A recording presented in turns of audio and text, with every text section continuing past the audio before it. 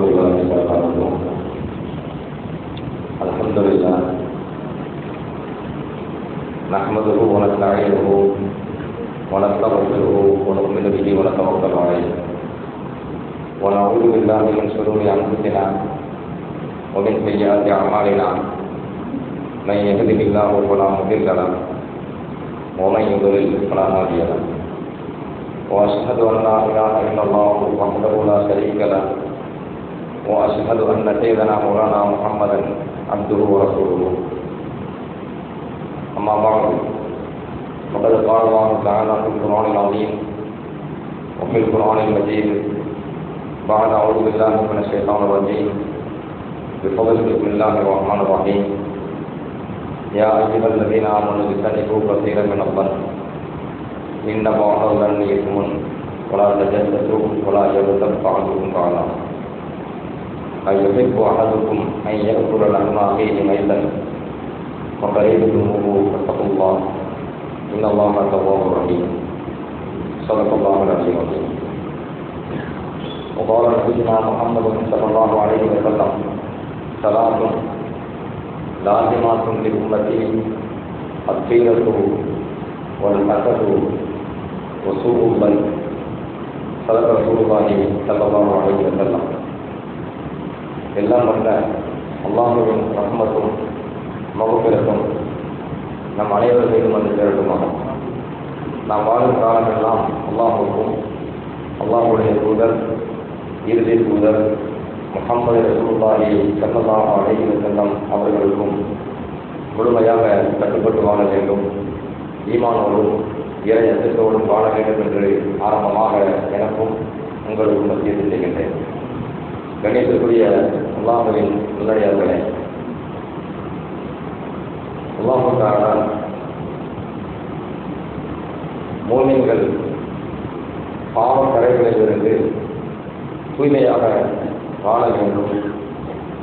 நாளை மறுமையில் அல்லாஹ்வை சந்திக்கின்ற பொழுது பாவக் கரைகளற்றவர்களாக தூய்மையாக அல்லாஹ்வை சந்திக்க வேண்டும் என்கிற அடிப்படையில் பல்வேறு ஒழுக்கங்களை ஒழுங்கவியலை குர்ஆனிலே அல்லாஹ் சட்டமாக்கி இருக்கின்றான். மாணவி ரசூலுல்லாஹி ஸல்லல்லாஹு அலைஹி வஸல்லம் அவர்களும் நமக்கு பல்வேறு சட்டங்களை ஏற்படுத்தியிருக்கிறார்கள். பொதுவாக இந்த உலகத்திலே நாம் இல்லத்தை விட்டு வெளியே வர வேண்டும் என்று நினைத்தால் அல்லது ஒரு மதிப்பிற்குரியவர்களை சந்திக்க வேண்டும் என்று நாம் நினைத்தால் நமது ஆடைகளை நாம் தூய்மையாக வைத்திருக்க விரும்புவோம். தூய்மையான நிலையில் தான் நாம் ஒரு முக்கியஸ்தரையோ கண்ணியமானவர்களையோ சந்திக்க விரும்புகிறோம். குறிப்பாக இல்லத்தை விட்டு வெளியேறும் போது பெரும்பாலும் அவ்வாறு நாம் இருக்க விரும்புகிறோம். உலகத்தில் பிறந்த எல்லா மனிதர்களுமே நாளைக்கு மறுமையில் அல்லாஹ்வை சந்தித்தே ஆக வேண்டும். மிக மிக கண்ணியமானவன் என்றால் அல்லாஹ் தான். மனித இனத்திற்கு கண்ணியம் என்றால் அது அல்லாஹ் வணங்கியது. மற்ற உயிரினங்களும் இருக்கின்றன, மனித இனமும் இருக்கின்றது. அதில் மனித இனம் சிறந்த படைப்பாக இறைவன் படைத்ததால் சிறந்தவர்களாக இருக்கிறோம். உலகத்தில் தவறுனா பணி ஆகும். ஆகமுடைய மக்களை நாம் கண்ணியப்படுத்தினோம். ஒரு கண்ணியத்தை கொடுக்கிறது அல்லாஹ் தான். இப்போ மனிதனாக பிறந்ததுக்கு ஒரு கண்ணியம், மற்ற மிருகங்களாக இல்லாமல் மனிதனாக பிறந்துட்டால் மட்டுமே முழு கண்ணியத்தை அடைஞ்சிடலாமான கிடையாது. நல்ல குணங்கள் வரும், கெட்ட குணங்கள் ஒரு மனிதனிடம் இருக்குமையானால் அப்பொழுது அந்த மனிதர் அந்த கண்ணியத்தை இழந்துகிறார். உலகத்தில் ரகனாண்டி ஜகந்தம கசீரம் என்ற சிந்தி வழி லகும் குழுக்குள்ளா எப்ப போனதில்லை என்கிற அந்த வசனத்திலே அம்மாவுக்காக சொல்லுவான். நாம் நரகத்திற்கென்று சிலரை படைத்திருக்கிறோம். அது மனித இனத்தையும் சரி சின்ன இனத்தையும் சரி, அவர்களுக்கு இதயங்கள் இருக்கும், அதை கொண்டு சிந்திக்க மாட்டார்கள், உணர மாட்டார்கள். பார்வைகள் இருக்கத்தான் செய்யும், நல்லதை பார்க்க மாட்டார்கள். செவிகள் இருக்கத்தான் செய்யும், நல்லதை சேர்க்க மாட்டார்கள். உலாயிகத்தல் ஆனால் இவர்கள் எல்லாம் மிருகங்களை போன்றவர்கள். வல்லும் அவ்வல் இல்லை இல்லை மிருகங்களுக்கும் கீழானவர்கள் என்று அல்லாஹ் குர்ஆனில் சொல்லுவாங்க. மனித இனமாக நாம் படைக்கப்பட்டது என்றால் அது நன்மையான படைப்பு தான். மற்ற உயிரினங்களை கவனித்து அது நன்மையான படைப்பாக இருந்தாலும் அந்த தந்தையை தக்க வைத்துக் கொள்ள வேண்டும் என்றால் அல்லாஹ் நமக்கு சொல்லித் தரக்கூடிய வழிகளை கடைபிடிக்க வேண்டும். மாணவி ரசூலுல்லாஹி ஸல்லல்லாஹு அலைஹி வஸல்லம் சொல்லித் தந்த நல்ல பண்புகளை கடைபிடிக்கிறது. இல்லை என்றால் இறைவன் குர்ஆனிலே ஒப்பிடுகின்றான், உலாயிக கல்லானா மிருகங்களை போன்றவர்கள். ஒப்பிட்டு விட்டு சொல்கிறான், இல்லை அதுக்கு கீழே வலுக்கும் அவர்கள் அதுக்கு கீழே தான். ஏன் மிருகத்துக்கு கீழே என்ன சொல்றான்? சிந்திக்கின்ற உணர்வுகள் இல்லை என்றால், இதயங்கள் இல்லை என்றால், நல்லதை பார்க்கின்ற கண்களோ நல்லதை கேட்கின்ற செடிகளோ இல்லை என்றால் மிருகங்களுக்கும் கீழாக இறைவன் சொல்வதற்கு காரணம் மனிதனை அல்லாஹ் மிருகத்தோட உயர்வாகவும் சிந்தித்து உணர்கின்ற பகுத்தறிவையும் அல்லாஹ் மனிதனத்துக்கு தந்தது மட்டுமல்லாமல் சரியான வழிகாட்டியை தூதரை அல்லாஹ் தந்திருக்கின்றான். சரியான வழிகாட்டி அல்லாஹுடைய வேதத்தை அல்லாஹ் நமக்கு தந்திருக்கின்றான்.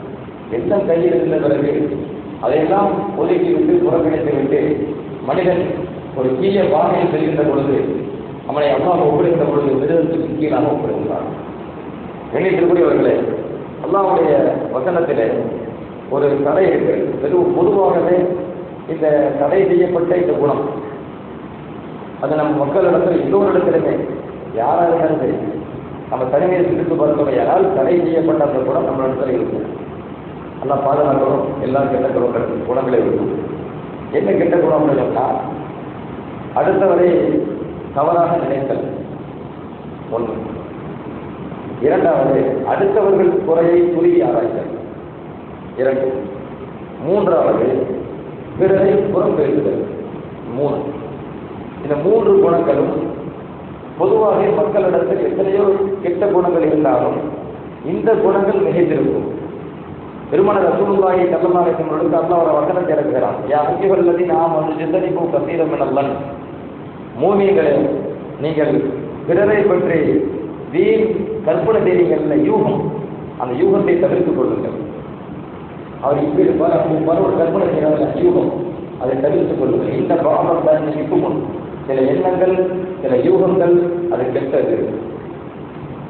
அடுத்தவங்களை பற்றி தப்பா நினைச்சிட்டாலே சில சமயம் நம்ம சும்மா இருக்கிறோம், பெரிய பாவம் செய்யலை, கைகாலம் ஒன்றும் இல்லை, அடுத்தவங்களை பற்றி தப்பா நினைச்சிட்டு இருக்கிறோம் அப்படின்னா அது ஒரு பாவம் தான் சொல்றோம். இருந்த இடத்துல இருந்துக்கிட்டே பாவத்தை சம்பாதிக்கிறது. குரான் அல்லா சொல்றான், இந்த பாவம் நன்றி இத்துமுன் குரான் தஜஸ்தது. அடுத்து அல்லா சொல்றான், குறையை குறுகி ஆராயாதீர்கள், பின்னாடியே அடையக்கூடாது. உலகத்தில் படைக்கப்பட்ட எல்லா மனிதர்களுமே ஒரு குறையோடு இருப்பாங்க. நன்மை தூய்மைப்படுத்துவதற்காக வேண்டி அடுத்தவங்களை மட்டப்படுத்தக்கூடாது. நான் பெரியால் இருப்பதற்காக வேண்டி அதை நான் சுத்தமான என்று பிறருக்கு காட்ட வேண்டும் என்பதற்காக வேண்டி பிறரை இழிவுபடுத்துறது. அப்போ அடுத்த என்ன செய்யறது? எப்போ பார்த்தாலும் கண்காணிச்சுட்டே இருக்கிறது. கண்காணித்து அவருடைய குறைகளை மக்களுக்கு எடுத்து சொல்றது. அதை செய்யக்கூடாது. நல்லா சொல்றோம், ஒலா தச்சது, அந்த குருவியை ஆராயாதீங்க. ஒலா ஏகத்த பாகுக்கும் பாடலாம், உங்களில் ஒருவர் மற்றவரை புறம் பேச வேண்டாம்.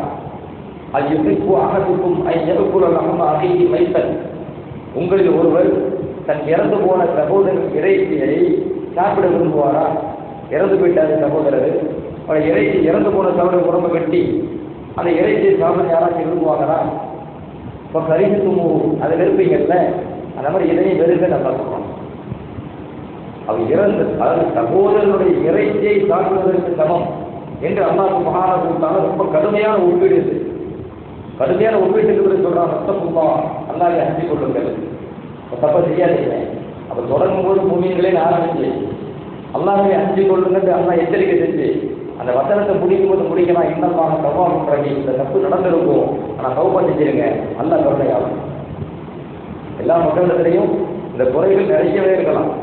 ஆனால் நீங்கள் தௌபா செஞ்சிட்டோம் அப்படின்னு சொன்னால் அந்த தௌபாவை இறைவன் ஏற்கக்கூடியவனாகவும் இந்த மக்களுக்கு இறைவன் கருணை காட்டக்கூடியவனாகவும் ரஹமத்தானவனாகவும் இருக்கின்றான் என்று அந்த வசனத்தை அப்பா முடித்து ஒரு ஆறுதலோடு முடிக்கிறான். தொடங்கும் போது இந்த பாவத்தை செய்யக்கூடாது, அதுக்கு அடுத்து அல்லாஹ் அஞ்சிகைன்னு மிரட்டுறது, முடிக்கும் போது ஒரு ஆறுதல் தான். ஏன்னா ஒரேடியாக அல்லாவுடைய ரஹமத்தில் என்றால் நிராசை அடைஞ்சிடக்கூடாது, மக்கள் நம்பிக்கை இழந்துடக்கூடாது. அப்போ அல்லாஹ் ரஹமத்துடையவன் தான், தௌபாவை ஏற்றுக்கொள்ளக்கூடியவன் தான் என்கிற கருத்தில் அந்த வசனத்தை எல்லாம் முடிக்கிறான். கண்ணியத்திற்குரியவர்களே, மாணவி ரசூலுல்லாஹி ஸல்லல்லாஹு அலைஹி வஸல்லம் ஒரு மூமினுடைய கண்ணியம், ஒரு மூமினுடைய மானம், மரியாதை அது எவ்வளவு புனிதமானது, எவ்வளவு பாதுகாக்கப்பட வேண்டியது, மதிக்கப்பட வேண்டியது என்பதை உணர்த்துவதற்கு ஒரு சமயம் பெருமான ஸல்லல்லாஹு அலைஹி வஸல்லம் காபாவை தவாப் செய்கிறார்கள். காபத்துல்லாவை தவாப் செய்து கொண்டிருக்கின்ற பொழுது அப்போ காபத்துல்லாவை பார்த்து சொல்கிறார்கள், மா அத்தியத்துக்கு வாத்திய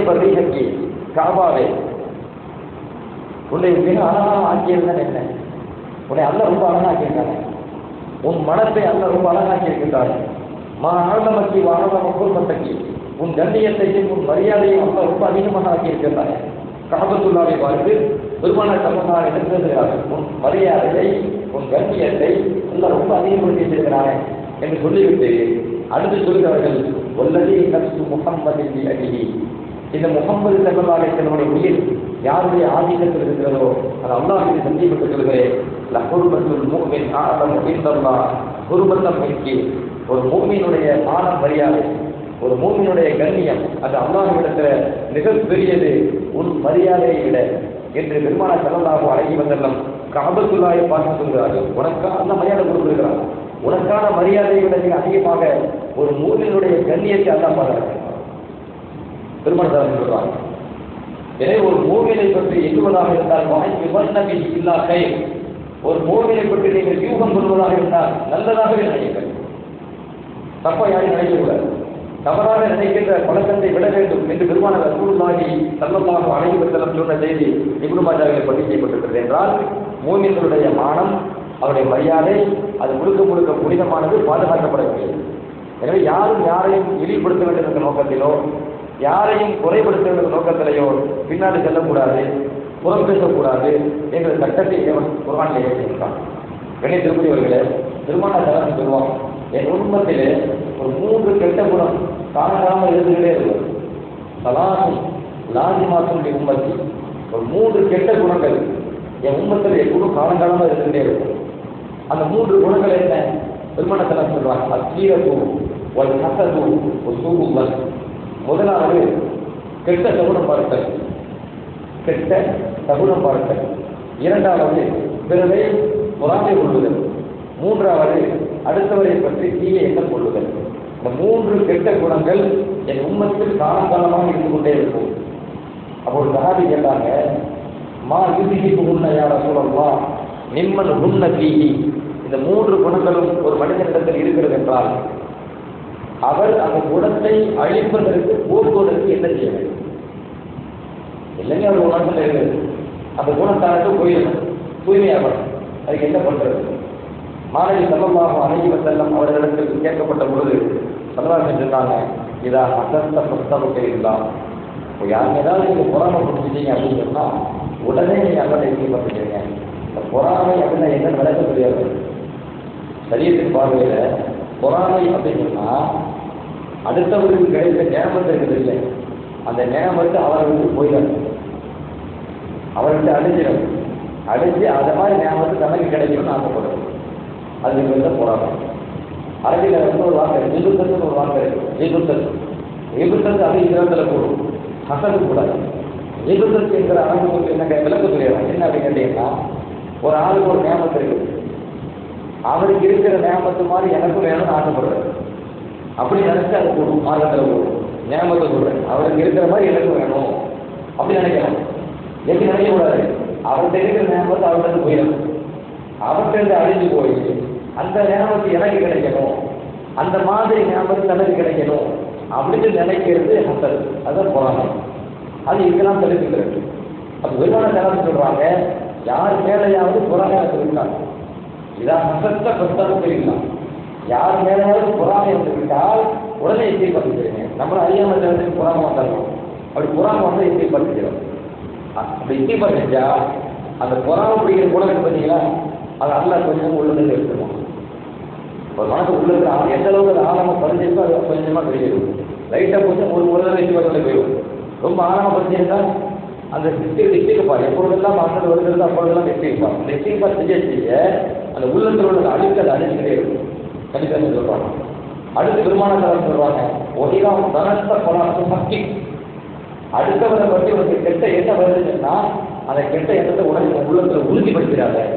அப்படியே உறுதிப்படுத்துறது என்ன? இப்போ ஒரு ஆளுக்கு தப்பா சொன்னீங்களே, அவர் அப்படித்தான் முடிவு பண்ணிடுறது. அது தன் கூட பார்த்துருக்க மாட்டாரு, இப்படிதான் தப்பு செஞ்சாலும் தெரியாது. கண்ணால் பார்ப்பது போய் காதால் கேட்பது போயின்னு சொல்லுவாங்க இல்லையா, தீர்வு விசாரிப்பது நீங்க மாதிரி. ஏதோ ஒரு இடத்துல நின்னாரு, நின்ன உடனே இவர் பார்க்கிறாரு, பார்க்கணும் அவருக்கு இருக்குதான் யோசிக்கிறாரு அப்படின்னு சொல்லி உறுதிப்படுத்துறாரு. பெண்கள் அதிகமாக வர இடம் ஒரு இடம் வந்துருக்கிறாரு, ஏதோ தேவையை வந்துருக்கலாம். இப்போ இவர் என்ன நினைக்கிறாரு, பெண்களை பார்க்க தான் இருந்திருக்கிறாரு, டக்குன்னு முடிவு பண்ணுறது அப்படின்னு யாரும் நினைச்சிருக்கிறாரு. ஒருத்தருக்கு அதுதான் வேலை அப்படின்னு சொன்னால் அது வேலை விஷயம்.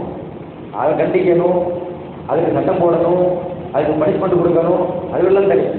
ஒரு மனசை எதார்த்தம் நல்லவனாக இருக்கிறான், நல்ல மனசுக்குள்ளே வாழ்கிறான், ஒரு இடத்துல ஏதோ ஒரு சேவைக்காக சென்று கொண்டு இருக்கிறான், எதார்த்தமாக சில பெண்கள் கடந்து போயிருந்துக்கிறாங்க. இப்போ ஒரு ஆள் பார்க்குறாரு, பார்த்துட்டு போயிருக்கிறாரு, இவர் வந்து கெட்ட நிற்கிறாரு. இது எப்படி இவருக்கு தெரியும்? அப்போ அதுக்கு பெருமாள் சொல்றாங்க, வடிவாக பலன்ட்ட நீ அடுத்தவரை பற்றி தவறான என்ன திரும்ப வந்துவிட்டால் பலாசு ஹக்கிக்கும் அந்த உடனே உள்ளத்தில் உறுதிப்படுத்துகிறாரு. அவருக்கு அப்படித்தான் உறுதிப்படுத்துகிறார். இப்போ மனசன் மண்களை என்ன உறுதிப்படுத்தி மட்டும் சொன்னாலும் அந்த சொல்லிடுறாரு. நான் பார்த்தேன் இந்த நோக்கத்தோட சொன்னாரு. அப்படி உறுதிப்படுத்துறது அந்த சொல்றாரு. முதல்ல உறுதிப்படுத்துறது தப்பு, அடுத்தவங்கள்ட்ட பரப்புறது தப்பு. ஏன்னா ஒரு மூவியினுடைய ஒரு சகோதரனுடைய அந்த மான மரியாதை இழக்கப்படுதா இல்லையா, எடுக்கப்படுதா இல்லையா, அதை இஸ்லாமிய அனுமதிக்கும். அப்போ அதுக்காக ரசூலுல்லாஹ் சொல்லுவாங்க, அப்போ கெட்ட எண்ணெய் இயற்கையாக உள்ளுக்குள்ள வரலாம், வந்தால் அதை உறுதிப்படுத்தாதீங்க, அதை அப்படியே விட்டுருங்க. அப்படி விட்டுட்டோம் அப்படின்னு சொன்னால் அதை வச்சு அல்லா உள்ளதை தூய்மைப்படுத்தலாம். அடுத்து பெருமானார் சொல்றாங்க, ஒய்தான் சொசைட்டியை இருக்க கெட்ட தருணம் ஏதாவது ஒன்று பாதிட்டீங்க அப்படின்னு சொன்னால் அந்த கெட்ட தருணத்தை கடனை எங்காவது போயிடும். இடையில ஒரு 3 பொருள் வந்துட்டு போன காய் உருப்படாது, இதுக்கு பேர் கெட்ட தருணம். ஏதோ ஒரு நோக்கத்துக்கு போறாரு, காக்காட்சி பறந்து போயிட்டு காக்காட்சி பறந்துக்கு நம்ம போகக்கூடாது அப்படின்னு ஒரு பொருள். அரபு நாட்டில் வந்து ஏதோ ஒரு பறவை, அந்த பறவை பறந்துச்சுன்னா அந்த காரியத்துக்கு போக மாட்டாங்க. அது ஒரு தருணமா கெட்ட தருணமா நினைக்கிறது. அப்போ நபிகள் அதெல்லாம் தடுக்கிறாங்க. அது நடக்கிற தீரத்து கெட்ட சகுனம் பார்க்கறது, அது பெரும்பாலும் பறவை வச்சு பார்க்குறது நல்லா அந்த வாரத்தில் இடம்பெறுது. அது எந்த ஒரு உயிரினம், அது அதனுடைய படைப்பு, அது கொடுக்கும் போது அது தேவைக்கு போகுது, அவ்வளோதான். இவர் தேவைக்கு போய் வேண்டியதுதான். இவர் தேவைக்கு வெளியே கிளம்புறாரு அப்படின்னு சொன்னால் குறுக்க என்ன செய்யுது, ஒரு பூனை பூசின உடனே நான் போன காரியம் குறிப்பிடாதுன்னு முடிவு பண்ணிடுறது. அப்போ நபிசாரி சொல்கிறாங்க, அப்படி கெட்ட என்ன உள்ளத்தில் வந்துட்டா நீ உன் காரியத்துக்கு போ. இது பூனை வந்துட்டு என்ன செய்ய, அப்போ உள்ளத்தை என்ன வந்துட்டு வச்சுக்கோங்க, வந்துட்டு டக்கு வீட்டில் உட்காந்துருப்பாரு. நபிசாரி சொல்கிற கடந்து நீ போ, வெளியே போ. மாணவி சொல்கிறாங்க, இந்த பழக்கத்தை உருவாக்கி கொண்டால் இந்த எண்ணம் உள்ளத்தில் உள்ள அந்த கெட்டதை அழித்துவிடும். இந்த 3மே என் உண்மத்தில் காலகாலமாக இருந்துகிட்டு தான் இருக்கும் என்று பெருமானார் சொல்லிவிட்டு அதை அழிப்பதற்கான வழியையும் ரசூலுல்லாஹி ஸல்லல்லாஹு அலைஹி வஸல்லம் எந்த அளவுக்கு மாணவி செல்லாத அந்த உண்மத்துக்கு வழிகாட்டுறாங்கன்னா, ஒருவர் தப்பே செய்திருந்தாலும் தப்பு செய்தார், தௌபா செஞ்சுட்டார், வச்சுக்குவோம், அப்புறம் தூய்மையானவரை மாறிட்டாருங்க. தௌபா செஞ்சுட்டா அவர் தூய்மையானவராக மாறிட்டாரு. எப்போ தூய்மையானவராக மாறிட்டாரோ கடந்த கால பாசத்துக்கு அவர் குறை கூடக்கூடாது. இன்றைக்கு மக்களுடைய நடைமுறை என்ன வாங்கி கேட்டா, இந்த ஏற்றம் தப்புனா இல்லை அப்படி சொல்றாங்களே இல்லையா, அப்படி சொல்ற பழக்கம் இல்லையா. இஸ்லாம் அப்படி சொல்லலை.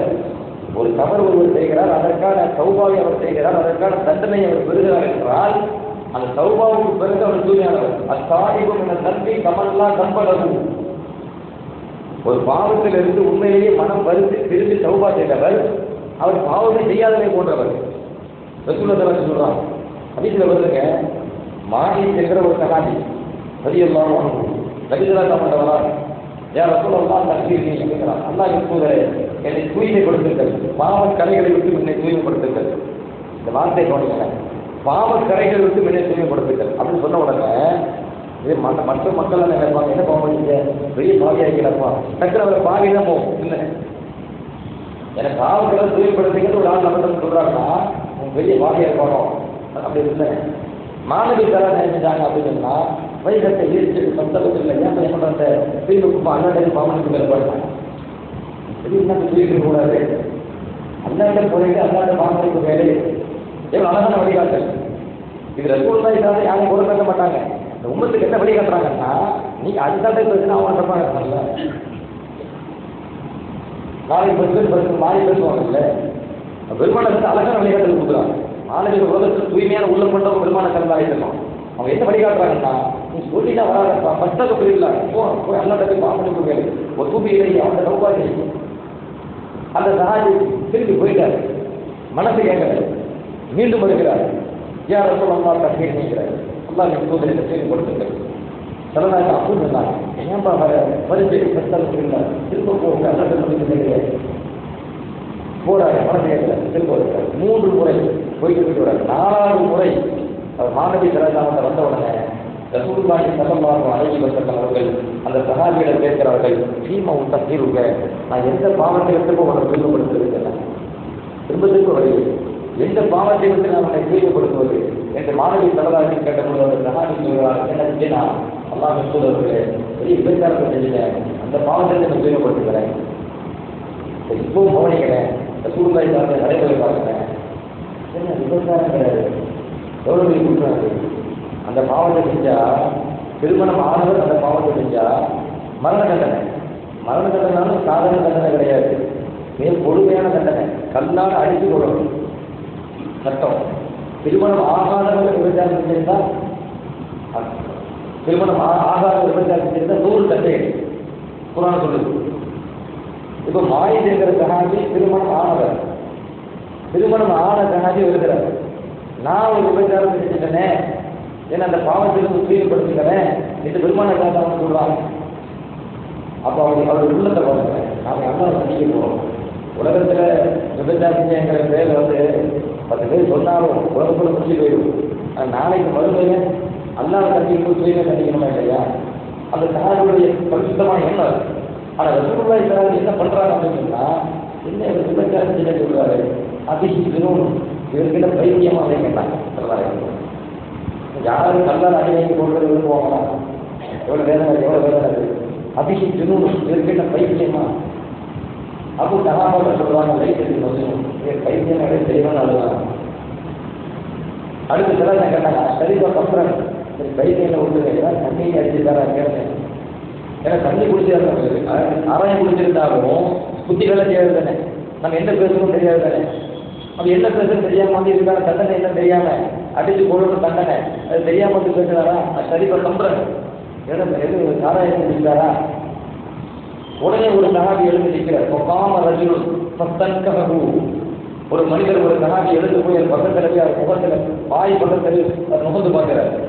முகந்து பார்த்து சொல்றாரு, இல்லை இவர் வந்து வாயில இந்த சாராய வாழை இல்லை, போத வாழை இல்லை. அப்ப கடைசிய மாணவி தான் அப்பதான் கேட்டாங்க, அது கணேச நீ உண்மையிலேயே விபச்சாரத்துக்கு அப்பான்னு கேட்டாங்க. முதல் 2 போதே பார்க்கிறேன், அவருக்கு விபச்சாரம் செஞ்சுட்டே தானா முன்வந்து சொல்லும்போது கூட ரசூலுல்லாஹி ஸல்லல்லாஹு கற்றுட்டு அந்த எண்ணத்துக்கு போகாது. அந்த எண்ணத்துக்கு போகாம இதுக்கு ஜுனூனா இருக்கா, ஜுனூன் அப்படின்னு கேட்டதா, அது ஜுனூன் டக்குனு அந்த எண்ணத்துக்கு போனாங்களா? இரண்டாவது அவருக்கு ஜுனூன் இல்லைன்னு தெரிஞ்ச பிறகும் கூட மாணவி தரலாளிக்கணும். ஒருவேளை இவர் வந்து கம்பு எதுவும் குடிச்சு மதுபானத்தை குடிச்சு அதனால அறிவு இழந்திருப்பாரோ, இழந்து என்ன பேசும் தெரியாமல் இருந்திருப்பாரோ விமானத்தை, அதை அப்படி கேள்வி கேட்கிறார். அந்த கேள்விக்கும் விட வந்துருச்சு, அவர் அப்படி கிடையாது. 3வது தான் மாணவி திறக்க பார்த்தாங்க. அப்ப அறிவை போக்குவதற்கான எந்த வழியும் இல்லை. ஏன்னா 2 இடத்துல தாங்க அறிவு மனத்தை இழக்கிறான். ஒன்று ஜுனூன், பயிற்சி குடிச்சிருந்தா அறிவு வேலை செய்யாது. 2வது போதை வச்சு, போதை வச்சு உட்கொண்டு இருந்தால் அறிவு வேலை செய்யாது. இந்த 2 சமயத்தில் அறிவு வேலை செய்யாது, மற்ற நேரத்தில் அறிவு இருக்கும். அதனால தான் மாணவி தான் அந்த 2 கேள்வி கேட்கிறாங்க. உனக்கு ஜுனூனான்னு கேட்கிறாங்க, என்ன கம்பெனி குடிச்சிருக்கேன்னு கேட்டாங்க. அந்த 2 மில்ல தெரிஞ்சு போச்சா, அப்போ அறிவு பெரிய அறிவுல தெளிவான அறிவுல தான் அந்த சகாபி பேசுறாரு, பரிவாரத்தை முடிவு பண்றாங்க. அப்படிதான் கேட்கிறாங்க, உண்மையிலேயே விபச்சாரம் செஞ்சியான்னு கேட்டாங்க. அந்த சகாபியார சொல்லலாம், அல்லாஹ் இருந்தவர்களே, நான் உண்மையில செஞ்சுட்டேன், எனக்கு பாவத்தெல்லாம் தூய்மைப்படுத்துங்க என்று சொன்ன பொழுது ரசூலுல்லாஹி ஸல்லல்லாஹு அலைஹி வஸல்லம் அவர்கள் சொன்னாங்க, ஒரு கல்லால் அடித்து கொள்ளுங்க. இப்போ ஒரு கல்லால் அடித்து கொள்ளுது, இது வந்து அதுக்கான தண்டனை. அந்த சஹாபி என்ன கேட்டு வந்தாரு, பாவக்கரையில் இருந்து தூய்மை. நபிகளார் என்ன பண்றாங்க, தண்டனை. இதற்கு என்ன வழங்கப்படுது உங்களுக்கு, ஒரு பாவத்திற்கு தண்டனை வழங்கப்படுவதானால் அவர் அந்த பாவக்கரையில் இருந்து தூய்மையாகிறார். பாவத்திற்கான தண்டனை வழங்கப்படுவதானால் அவர் அந்த பாவம் கரைகளில் இருந்து தூய்மையாகிறார். ஏன்னா அவர் தூய்மை கேட்டு தான் வந்திருக்கிறார். இப்போ அந்த சஹாபி மாஜித் ரலியல்லாஹு அன்ஹு சஹாபி, அவர் கல்லால் அடித்து கொல்லப்படுகிறார். இப்போ அவர் குறித்து சஹாபா மக்கள் 2 பிரிவுகளை பிரிகிறார் ஹதீஸ்ல. அதுல ஒரு பிரிவு என்ன சொல்லுதுன்னா, லக்கத்து கலக்க லக்கத்து அகாதத்துக்கு சத்தியத்துக்கு மாயிது நாசமா போயிட்டாரு, அவருக்கு முழுக்க முழுக்க பாவம் அவரை கூட்டு போச்சு. சல்லல்லாஹு கோபத்தில் அடிச்சு கொள்ள சொல்லிட்டாங்கன்னா பாருங்களேன், சில பேர் அப்படி பேசிக்கிறாங்க. நபியே அடிச்சு கொண்டு சொல்லிட்டாங்க அப்படின்னு சொன்னா அவங்க எவ்வளவு கட்டுக்கு நபியே கோபப்பட்டாங்க தானே. அப்போ அவருக்கு வந்து நாசமா போயிட்டாரு தானே. அப்போ அவர் முழுக்க முழுக்க பாவத்தில் மூழ்கிட்டாரு தானே. பாவம் அவரை சூழ்ந்து விட்டது தானே. அவர் எங்கேயும் தப்பிக்க முடியாம அல்லாத மாட்டிக்கிட்டாரு. சஹாபாக்கள் ஒருவர் எப்படி பேச, இன்னொரு குழு மா தௌபத்தின் அப்பதலமின் தௌபத்தி மாறி மானிதர் இருந்தாலே தௌபாவை விட சிறந்த ஒரு தௌபா இருக்கிறதா? அவர் சிறந்த தௌபாவை பெற்றவர். ஒரு குழு இப்படி பேசுறாங்க. சஹாபாக்கள் இரண்டு குழுவாக பிரிந்து இருவரும் மானிதர் இல்லாதை குறித்து இரண்டு ஒரு கண்ணோட்டத்தில் பேசுகின்ற பொழுது மாணவி ரசூலுல்லாஹி ஸல்லல்லாஹு அலைஹி வஸல்லம் வருகிறார்கள். ஒரு சஹாபி அஜிடத்தில் வருகிறார்கள்.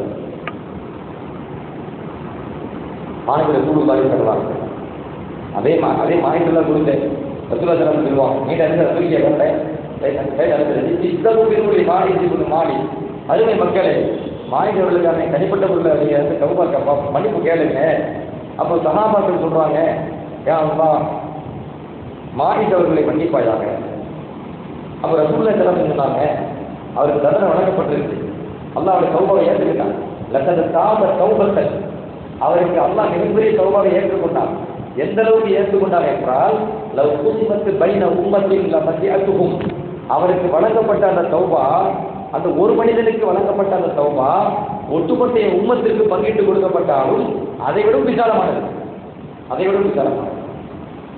அந்த ஒரு தௌபாவை ஒரு சஹாபிக்கு, ஒரு மனிதனுக்கு, ஒரு சஹாபிக்கு வழங்கப்பட்ட அந்த தௌபாவை நபிசாபி உம்மத்து எத்தனை கோடிங்க, இன்னும் கியாமத்திலே வரவில்லை இல்லையா? அத்தனை சேர்ந்த உம்மத்து ஒட்டுமொத்த உம்மத்திற்கும் அதை பங்கு வைத்து கொடுக்கப்பட்டாலும் அதை விடவும் அது தாண்டி விசாலமாக ஆகியிருக்கிறது. அவ்வளவு விசாலமான மாபெரும் தௌபாவை அல்லாஹு தஆலா மாயிதலில் அவருக்கு வழங்கியிருக்கிறார் என்று பெருமானார் ஸல்லல்லாஹு அலைஹி வஸல்லம் அவர்கள் சொன்ன செய்தி முஸ்லிம் ஷரீஃபிலே பதிவு செய்யப்பட்டிருக்கிறது. அப்போ ஒரு சின்ன பாவமும் பெரிய பாவமும் எந்த பாவமும் இருக்கட்டும், அந்த பாவத்திற்காக அது வருந்துகிறார், பாவத்திற்காக தௌபா செய்கின்றார். அந்த பாவத்திற்காக இஸ்லாமிய அடிப்படையில் அதற்கான தண்டனை பெற வேண்டிய இடத்தில் பெற்றும் இருக்கிறார் என்றால் அதுக்கு பிறகு அவர் குறித்து பழைய கண்ணோட்டத்தில் பேச முடியாது. இன்னைக்கு மாய்தல் இல்லாம சஹாபினா பேசி ஆகணும், மாய்தல் இல்லாமல் ரவி இல்லாமல் சொல்லியாகணும், மாய்தல் இல்லாமல் நல்லவர்கள் சொல்லியாகணும். பாகிட்டு சொல்ல முடியாது. அது பெரும் பாகின்னு சொன்னால் அவர் பாகியா சொல்லுவார். என்ன பெருமானார் ஸல்லல்லாஹு அலைஹி வஸல்லம் எச்சரிக்கை செய்கிறாங்க, அவர் தௌபா பெற்றுட்டார்ப்பா. தௌபா பெற்றுனா சாதாரண தௌபா இல்லையா, அவருக்கு வழங்கப்பட்ட தௌபா ஒட்டுமொத்த உம்மத்தும் கொடுத்தா அதை விடவும் பெருசாக இருக்குது. அந்த தௌபா நமக்கு கிடைச்சிருச்சா? நாம் செய்த பாவங்கள் கிடைத்து விட்டதா? அப்போ எல்லா குற்றங்களையும் பாவங்களையும் கணக்கிடாத அளவுக்கு செய்துவிட்டு முழு தௌபாவையும் பெற்ற, விசாலமான தௌபாவை பெற்ற, அது நபியினுடைய தோழமையை பெற்ற, தான் செய்த தவறை தானே உணர்ந்து அவ்வளவு பெரிய தப்பாக இருந்தாலும் இந்த உலகத்தில் அதற்கான தண்டனையை பெற்று நாளைக்கு மறுமையில் இறைவனை சந்திக்கின்ற பொழுது தூய்மையாக சந்திக்க வேண்டும் என்கிற தூய்மையான உள்ளம் கொண்ட ஒருவர் இன்றைக்கு தூய்மையானவர் தான். அப்போ மாயித் ரலியல்லாஹு அன்ஹு அவர்கள் தூய்மையானவர்கள், போற்றப்பட வேண்டியவர்கள். அப்போ இந்த ஹதீஸில் பெருமானார் ரசூலுல்லாஹி ஸல்லல்லாஹு அலைஹி வஸல்லம் அவர்கள் நமக்கு சொல்லித்தர விஷயம் என்ன அப்படின்னு கேட்டீங்கன்னா, யாரையும் நீங்க உடனே தப்பா நினைச்சிடாரு. அவராகவே முன்வந்து ஒரு பாவத்தை செய்தே சொன்னா கூட அதுக்கு மாற்று வழக்கு இருக்காது வரும். அதை சார்ந்து உண்மை அப்படி தெரிஞ்சிச்சு அப்படின்னு சொன்னா, அது ஊர்ஜிதமாக சொன்னா அப்பொழுதும் அவரை கெட்ட எண்ணத்தில் பார்க்க வேண்டாம். அதற்கான தௌபாவுக்கான வழியைத்தான் சொல்லிக் கொடுக்கணுமே தவிர, அது உண்மையான தௌபா பெற்றவராக ஆக்குவதற்கான வழியை சொல்லிக் கொடுக்கணுமே தவிர, அவரை பற்றி 10 பேர்கிட்ட சொல்லி 1000 பேர்கிட்ட சொல்லி ஊராக சொல்லி அப்படியே அவரை கவலைப்படுத்தி காலத்துக்கும் அவர் பேரை கேட்டாலே கவலைப்படுத்துற மாதிரி கபருக்குள்ள அடைக்க வச்ச பிறகு 10 வருஷம் கழிச்சு 1000 வருஷம் கழிச்சாலும் அவரை பற்றி தப்பா என்ற மாதிரி பேசி கட்டி பழகக்கூடாது. நல்லா பாதுகாக்கணும். இது எவ்வளவு ஒரு கெட்ட குணம் அப்படின்னு சொன்னா முனாஃபிக்கினுடைய குணம். பெருமானார் ஸல்லல்லாஹு அலைஹி வஸல்லம் ஹதீஸ்ல வருதுங்க, அதாவது முஸ்லிம் அடியாதான் ஆதாரபூர்வமான ஹதீஸ். ஸல்லல்லாஹு அலைஹி வஸல்லம் ஒரு சமயம் உரை நிகழ்த்துறாங்க மஸ்ஜித் நபவியில, பள்ளி வாசல் வரைக்கும் மிக கடுமையான சத்தத்தில் ஒரு உரை நிகழ்த்துறாங்க. எந்த அளவுக்கு கடும் சத்தம் அப்படின்னா, இந்த ஹதீஸ் அறிவிக்கிற சஹாபி பரானி இப்னு ஆசிம் ரலியல்லாஹு அன்ஹு அவங்க சொல்றாங்க, கதபனா ரசூலுல்லாஹி ஸல்லல்லாஹு அலைஹி வஸல்லம், அல்லாஹ்வின் தூதர் ஸல்லல்லாஹு அலைஹி வஸல்லம் ஒரு முறை எங்களுக்கு உரை நிகழ்த்தினார்கள். ஹத்தா அஸ்மஅல் அவாதிக ஃபி புயூதிஹா, எந்த அளவுக்கு உரை நிகழ்த்தார்கள் என்றால், வீதிகளில் தெருக்களில் உள்ள வீடுகளில் உள்ள இளம் பெண்கள் இருப்பாங்கல்ல, இளம் பெண்கள் அவங்க எங்க இருப்பாங்க, திரைக்கு அப்பால இருப்பாங்க. திரைக்கு அப்பால் இல்லங்களில் திரைக்கு அப்பால் மறைந்திருக்கக்கூடிய கன்னி பெண்களுக்கு கூட கேட்கிற அளவுக்கு இப்ப கேட்கா மைக்ரேட் இருக்குது, ஸ்பீக்கர் இருக்குது, எத்தனை தெருக்கு வேணா வச்சுக்கலாம், எத்தனை தெருல எங்க வீட்டுல எத்தனை வீட்டு கேட்டுக்கலாம். நான் சொல்றது எந்த ஸ்பீக்கரும் இல்லை, எந்த மைக்கும் இல்லை. பெருமான ஸல்லல்லாஹு அலைஹி வஸல்லம் மஸ்ஜித் நபவியில உடன் நிகழ்த்துறாங்க. அது அந்த மஸ்ஜித் நபவிக்கு உள்ள மட்டும் கேட்கல, தெருக்கல்ல கேட்குது, தெருக்கள் உள்ள வீடுகளில் கேட்குது, வீட்டுக்கு உள்ள திரைக்காப்பால் ரொம்ப தூரமா மறைந்திருக்கின்ற கன்னி பெண்களுக்கு கூட மாணவி ஸல்லல்லாஹு அலைஹி வஸல்லம் உரை கேட்கின்ற அளவுக்கு ஸல்லல்லாஹு அலைஹி வஸல்லம் சத்தத்தை உயர்த்துகிறார்கள் என்றால் எவ்வளவு முக்கியமான விஷயம் இருக்கும். சும்மா எல்லா இடத்தையும் சத்தம் போட மாட்டாங்க. ஒரு ஆள் பேசுறாருன்னா எல்லா இடத்தையும் சத்தம் உயர்த்த மாட்டாங்கல்ல. ரொம்ப முக்கியமான விஷயத்தை பேசும்போது சத்தம் உயரும்.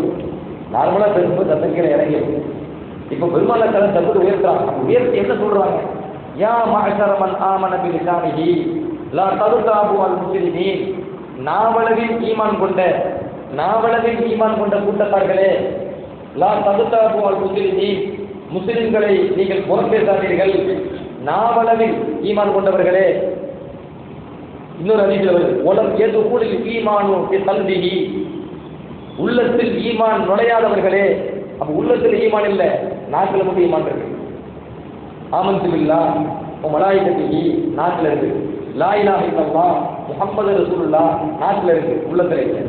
அது யாரு? முனாஃபிக், நயவஞ்சகர்கள். என்ன? உள்ளத்தில் நபியை ஏற்றுக்கல, உள்ளத்தில் அல்லாஹ்வை ஏற்றுக்கல. ஆனா நாக்கில் சொல்லும் போது ரசூலுல்லாஹ் நபியை பார்த்தா நீங்க அல்லாஹ்வுடைய தூதர் தான், அல்லாஹ் ஒருவன் தான், நாக்கில் தான் இருக்கு. அப்ப பெருமானை தான் எப்படி கூப்பிடுறாங்க?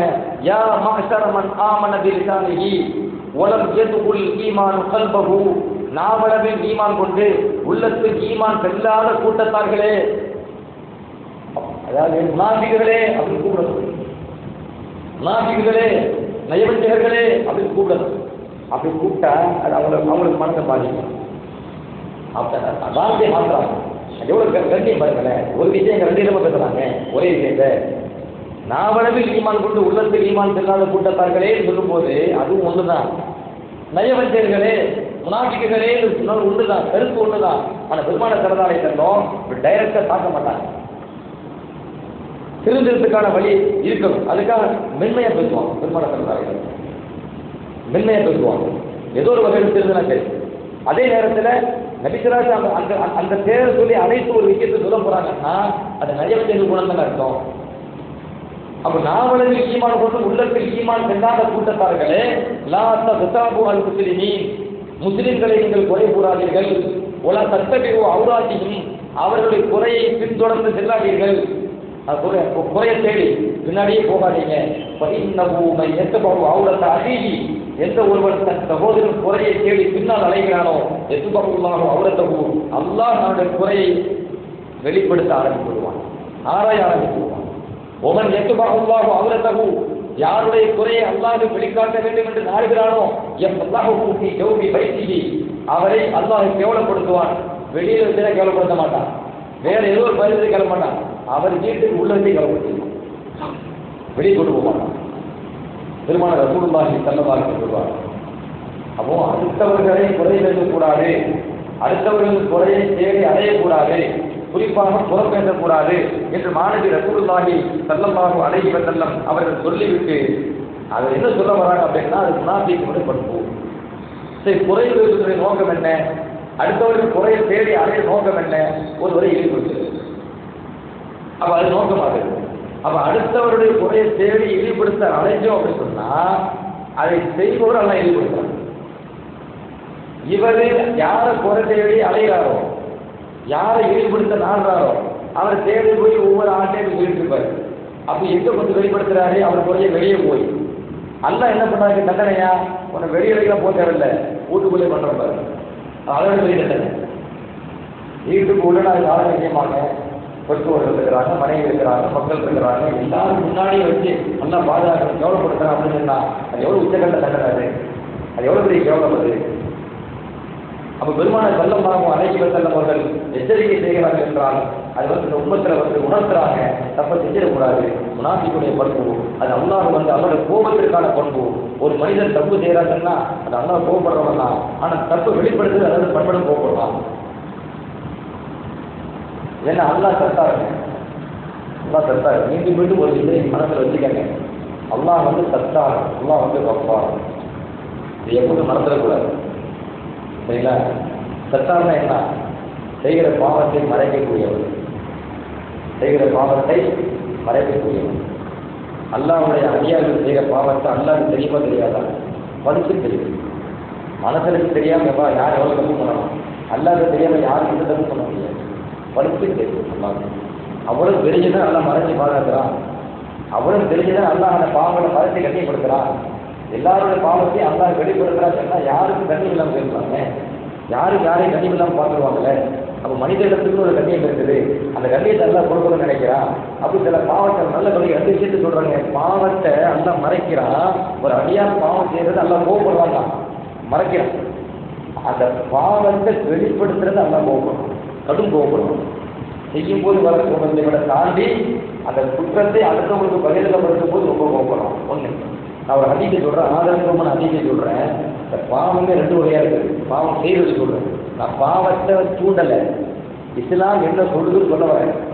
அல்லாட்ட வந்து சின்ன பாவமாக இருந்தாலும் பெரிய பாவமாக இருந்தாலும் பாவத்துக்கு தௌபா செஞ்சிடணும், பாவத்தை விட்டு விலகிடணும். நான் விளக்குறேன். என்ன கேட்டால் பாவம் 2 வகையா இருக்குது. ஒன்று ஒரு பாவம் யாருக்கும் தெரியாமல் மறைச்சு செய்கிறது, இன்னொரு பாவம் எல்லாத்துக்கும் தெரியுற மாதிரி செய்கிறது. இன்றைய காலம் எப்படி ஆகி சொன்னா பகிர்க்காம பாவம் செய்கிறது. அப்படி பாவம் செய்யறது பெருமை நினைக்கிற காலம், இன்னையோட காலம் அப்படி மாறி போச்சு. ஒரு காலம் இருந்துச்சு, சின்ன பாவமாக இருந்தாலும் பகிரங்கமா தெரிஞ்சா அது பெரிய கோலமாக நினைப்பாங்க. அப்படி ஒரு காலம் இருந்துச்சு. இப்போ நேரம் முடிச்சாலும் மாறிடுது. இஸ்லாம் என்ன சொல்லுதுன்னா, மாநில செலவு சொல்லுவாங்க, ஒருத்தன் மறைச்சு பாவம் செய்யறான், அந்த பாவத்தை அல்ல யாருக்கு காட்டாம மறைச்சு வச்சிருக்கிறான். அந்த அவன் செஞ்ச பாவம் செஞ்சா பார்த்தீங்களா, அவன் மற்ற ஆண்ட போய் நான் இந்த பாவம்லாம் செஞ்சிருக்கிறேன் அப்படின்னு அதை வெளிப்படுத்துறான். அப்படி வெளிப்படுத்துறான் அப்படின்னு சொன்னா நல்லா கடந்து கோவப்படுறான். பாவம் செய்யும் போது கோவம் வருது இல்லை, அதை விட பன்மடங்கு அல்லாஹ் கோவப்படுகிறான், கடும் தண்டனை அல்லாஹ் வழங்குவான்ங்கிற கருத்துல பெருமான ரசூல் அதை சொல்றாங்க. அந்த பாவத்தை மறைச்சி செய்வது யார்கிட்டையும் சொல்லாமல் இருக்கிறது. பாவத்தை மறைச்சி செஞ்சு அடுத்தாள்கிட்ட சொல்றது, இந்த மறைச்சி செஞ்சு அடுத்தாள்கிட்ட சொல்றதையே அல்லாஹ்வுடைய தூதர் தடுக்கிறாங்கன்னா பகிரங்கமா போய் செஞ்சா அது எவ்வளவு போய் கொடுத்தாங்க. சரி, இது ஏன் இந்த 2ல ஏன் அப்படி வித்தியாசப்படுத்துறாங்க அப்படின்னா, பொதுவாக விளையுங்க. ஒரு பாவம் மக்களுக்கு மத்தியிலே பாவம் எப்போ கருதப்படுமையானால் அந்த குற்றம் வந்து தடுக்கப்பட வேண்டும், அந்த குற்றம் வந்து மறைக்கப்பட வேண்டும். ஒரு பாவம் பகிரங்கமாக நடக்க ஆரம்பிச்சுன்னு வைங்களேன், அது மக்கள் உள்ளத்தில் என்ன ஆயிரம் கேட்டீங்கன்னா, முதல்ல அது பாவமாக தெரியும், வெறுக்கிற மாதிரி இருக்கும். 2வது பார்ப்பாங்க, அப்போ அந்த கொஞ்சம் அது குறையும். 3வது பார்ப்பாங்க, அந்த எண்ணம் இன்னும் குறையும். 4வது அந்த பாவத்தை பார்ப்பாங்க, அது பாவமாக தெரியாது. இன்னைக்கு நீங்க யோசிச்சு பாருங்க, இன்னைக்கு இந்த உலகமே யோசிச்சு பாருங்க, எவ்வளவு பெரிய பாவங்கள்லாம் அன்றாட நடந்துட்டு இருக்குது. ஆனால் நம்ம பாவம் பேர் நமக்கே தெரியல, உண்டா இல்லையா? சின்ன பாவம் கிடையாதுங்க. உதாரணமா சினிமா எடுத்துக்கங்க, சினிமா இருக்கலாங்க, வீடுகளில் டிவி இருக்கலாங்க. அப்போ நம்ம பார்க்குறோமா இல்லையா, அதை எவ்வளோ ஆபாச காட்சிகள் வருது இல்லை? ஒரு காலத்துக்கு முன்னாடி ஆபாச காட்சி ஆபாசம் அசிங்கம் தானே இருந்துச்சு. இப்போ அந்த எண்ணம் உள்ளதில் இருக்குதா? அந்த எண்ணத்தில் யாராவது பார்க்குறாங்களா? அது அந்த காட்சிகளை பார்க்கின்ற பொழுது அது ஒரு குற்றமாக, ஒரு பாவமாக, பாவம் என்கிற எண்ணம் உள்ளத்திலிருந்து எடுபட்டு போதா இல்லையா? எப்போ அது எடுபட்டு போகிறதோ அப்போ அந்த பாவங்கள் வந்து அது என்ன பேச நாகரிகம். இஸ்லாம் வந்து இஸ்லாத்தில் வந்து பாவம் நாகரிகம் கிடையாது இல்லை. இஸ்லாம் ஒரு பாவத்தை நாகரிகமாக ஆக்காது இல்லை, அது அநாகரிகம் கூடாது. அப்போ பாவங்கள் பகிரங்கமாக செய்யப்படுகின்ற பொழுது அது என்னவா மாறுது கேட்டீங்கன்னா நாகரிகமா மாறுது. அது என்னவா மாறுது கேட்டீங்கன்னா பாவமே இல்லை, அது ஒரு நல்ல செயல் என்ற மாதிரி மாறுது. எனவேதான் மாணவி ரசூலுல்லாஹி ஸல்லல்லாஹு அலைஹி வஸல்லம் அவர்கள் இது போன்ற குற்றங்கள், இது போன்ற பாவங்கள் அனைத்தையுமே அதை தடுக்கின்றார்கள். நீ கவனிக்க வேண்டிய விஷயம், ஒரு ஆள் பாவம் செய்கிறாரு அப்படின்னு சொன்னா அதை வெளிப்படுத்துவது, அல்லது தானே பாவம் செஞ்சதை அடுத்த ஆள்கிட்ட வெளிப்படுத்துறது, அல்லது பாவத்தை பகிரங்கமாகவே செஞ்சு வெளிப்படுத்துறது, இது எல்லா வகையிலுமே அல்லாஹ் வந்து கடுமையாக போகணும். அதனால அதற்கான தண்டனை கடுமையாக இருக்குது. பெருமான சார் சொல்றாங்க, அடுத்தவங்களுடைய குறைய தேடி போய் அவரை கேவலப்படுத்துறது நினைச்சா நம்மளை தேடி போய் இல்லை, வீடு தேடி அல்லாவுடைய கேவலம் வந்துடும். நல்லா பாதுகாக்கணும். அதனால தான் சில சொல்றாங்க, வீட்டுக்கு உள்ள வச்சு அல்லாஹ் அவனை கேவலப்படுத்திடுவான். அப்படின்னா என்ன அர்த்தம்? இவர் தேடி போகவில்லை, வீடு தேடி வரும். அப்ப அல்லாஹ் பாதுகாக்கணுமே இல்லையா? அந்த கண்ணியத்திற்குரிய அல்லாஹ் நல்லடியார்களே, அல்லாஹ் தடை செய்த அனைத்து கெட்ட குணங்கள், மாணவி ரசூலுல்லாஹி ஸல்லல்லாஹு அலைஹி வஸல்லம் வெறுத்த தடுத்த அனைத்து கெட்ட குணங்களை விட்டும் அல்லாஹ் சுப்ஹானஹு வ தஆலா நம்மை, நமது பெற்றோர்களை, மனைவி மக்களை, சந்ததிகளை எல்லோரையும் அல்லாஹ் பாதுகாப்பானாக. அல்லாஹுடைய தூதரும் எவ்வாறு வாழ வேண்டும் என்று உத்தரவிட்டார்களோ, விரும்பினார்களோ அவ்வாறு வாழக்கூடிய நல்ல நசீபையும் அல்லாஹுடைய தூதரும் எந்தெந்த காரியங்களை தடுத்தார்களோ வெறுத்தார்களோ அது போன்ற காரியங்களை விட்டு விலகி நடக்கும் நற்பாக்கியத்தையும் நம் அனைவருக்கும் தந்த அருள் புரிவானாக. ஆகிற அல்வானாக அல்ஹம்துலில்லாஹி ரப்பில் ஆலமீன். அஸ்ஸலாமு அலைக்கும் வரஹ்மத்துல்லாஹி வபரகாத்துஹு.